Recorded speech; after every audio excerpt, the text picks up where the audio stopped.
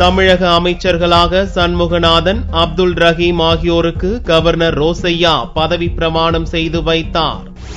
தமிழக அமைச்சரவையை 9வது முறையாக திங்களன்று முதல்வர் ஜெயலலிதா மாற்றினார். ஸ்ரீவைகுண்டம் தொகுதி எம்எல்ஏ சண்முகநாதன், ஆவடி எம்எல்ஏ அப்துல் ரஹீம் ஆகிய இருவரும் புதிய அமைச்சர்களாக அறிவிக்கப்பட்டனர். புதிய அமைச்சர்கள் இருவரும் கிண்டி ராஜ்பவனில் முதல்வர் ஜெயலலிதா முன்னிலையில் செவ்வாயன்று மாலை பதவியேற்றனர். அவர்களுக்கு கவர்னர் ரோசையா பதவி பிரமாணமும் ரகசிய காப்பு பிரமாணமும் செய்து வைத்தார்.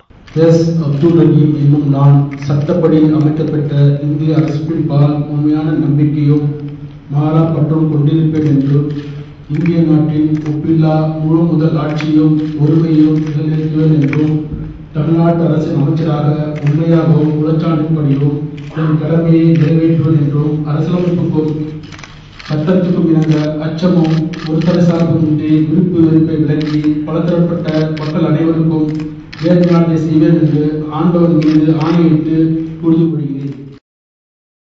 சண்முகநாதனுக்கு சுற்றுலாத்துறையும் அப்துல் ரஹீமுக்கு சிறுபான்மையின நலத்துறையும் ஒதுக்கப்பட்டுள்ளது. புதிய அமைச்சரான சண்முகநாதன் ஏற்கனவே அமைச்சர் பதவியில் இருந்தவர். புதியதாக உருவாக்கப்பட்ட ஆவடி தொகுதியிலிருந்து முதன்முறையாக எம்எல்ஏவாக தேர்வு செய்யப்பட்ட அப்துல் ரஹீம் அமைச்சரவைக்கு புதியவர் என்பது குறிப்பிடத்தக்கது.